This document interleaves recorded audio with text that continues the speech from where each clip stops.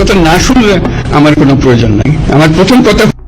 আমার কথা যদি না শোনেন আপনারা, তাহলে আমার প্রয়োজন এখানে নাই, আমাকে বিদায় দেন। গত বছরের 8 আগস্ট ফ্রান্স থেকে ফিরে এসে মসনদে বসার আগে এই কথাটা বলেছিলেন নোবেল বিজয়ী ডক্টর মোহাম্মদ ইউনূস। তারপর থেকে দেশের উপর ঝড়ঝাপটা এসেছে একের পর এক, কিন্তু প্রতিবারই দৃঢ় ছিলেন তিনি। মোকাবেলা করেছেন ভারতের মতো দেশ ও তার প্রধানমন্ত্রী নরেন্দ্র মোদীর সব ধরনের ষড়যন্ত্রকে। দেশ গড়ার নানান পদক্ষেপ নিয়ে দেশে জনপ্রিয় যেমন হয়েছেন, তেমনি হয়েছেন চক্ষুশূল। তবে সম্প্রতি একটু বেশি চাপে পড়েছেন ডক্টর মোহাম্মদ ইউনূস।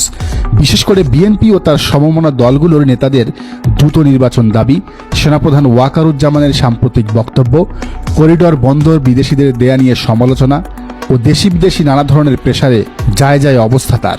84 বছর বয়সে এত চাপ যেন সইতে পারছেন না তিনি, তাই হঠাৎ করেই সিদ্ধান্ত নিয়েছেন পদত্যাগের। ডক্টর ইউনূসের পদত্যাগের বিষয়টি বৃহস্পতিবার বিকাল থেকেই ছড়িয়ে পড়ে সামাজিক যোগাযোগ মাধ্যমে, আর তা আরও পাকাপোক্ত হয় যখন উপদেষ্টা মাহফুজ আলম নিজে কৃতকর্মের জন্য ক্ষমা চেয়ে সকলকে ঐক্যবদ্ধ হওয়ার আহ্বান জানিয়েছেন। জুলাইয়ের অন্যতম সমন্বয়ক আহনাফ তাহমিদ লিখেছেন, ডক্টর ইউনূস পদত্যাগ করার চান্স আছে। এখন যতই ঐক্যের ডাক ডাকা হোক আর কেউ শুনবে না। মিথ্যে রাখাল বালকের গল্পের মতন যেদিন সত্যি বাঘ আসবে, ওই দিন সবাইকে ডাকলে আর কেউ আসবে না। এটাই বাস্তবতা। পরিস্থিতি আসলেই ঘোলাটে হচ্ছে। ঢাকা বিশ্ববিদ্যালয় শিবির নেতা শামসুজ্জোহা শাকিল লিখেছেন, আগামী 48 ঘন্টা এই প্রজন্মের জন্য সবচেয়ে গুরুত্বপূর্ণ। যে কোনো কিছু ঘটতে পারে, তবে আমরা হতাশ নই। খাদের কিনার থেকে উঠে দাঁড়াতে না পারলে পরবর্তী প্রজন্মকে আশা দেখিয়ে যাব। Reminder, next 48 hours is very crucial. সাবেক শিবির নেতা বুদ্ধিজীবী মোহাম্মদ ইশরাক লিখেছেন, ইউনূসের রিজাইন করাটা হবে ভয়ঙ্কর, বাট সম্ভবত আমাদের হাতের কামাই এটা। তবে এরই মধ্যে সবচেয়ে ভয়ানক তথ্য দিয়েছেন জাতীয় বিপ্লবী পরিষদের আহ্বায়ক ও ঢাকা বিশ্ববিদ্যালয়ের শিবির নেতা খোমেনি এহসান। তিনি লিখেছেন, বিগ ব্রেকিং। পদত্যাগের সিদ্ধান্ত নিয়েছেন অন্তর্বর্তী সরকারের প্রধান ডক্টর মোহাম্মদ ইউনূস। তাকে পদত্যাগ না করতে অনুরোধ করা হলেও তিনি অনড় আছেন।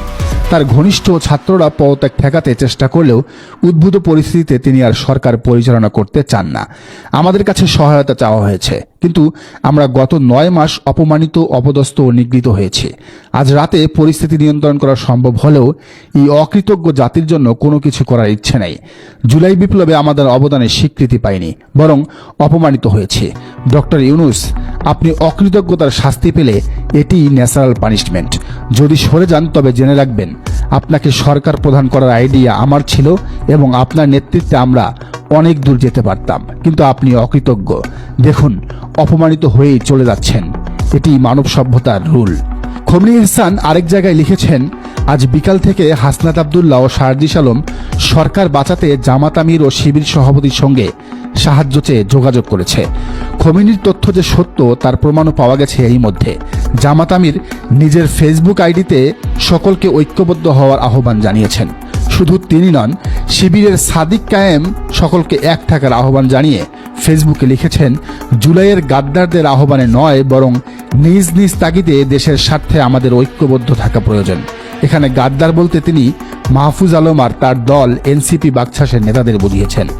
দর্শক, কি মনে হয়, আর্মি নাই, পুলিশ নাই, বিএনপি নাই, সরকার আর জুলাই বিপ্লবীদের এখন কেবল ভরসা জামাতের কি উচিত হবে আবারও এই গাদ্দারদের উদ্ধার করা? জানান কমেন্টের ঘরে। আর এই চ্যানেলে নতুন হলেও রাজনীতি নিত্য নতুন তথ্য বিশ্লেষণ পেতে চ্যানেলটি সাবস্ক্রাইব করুন।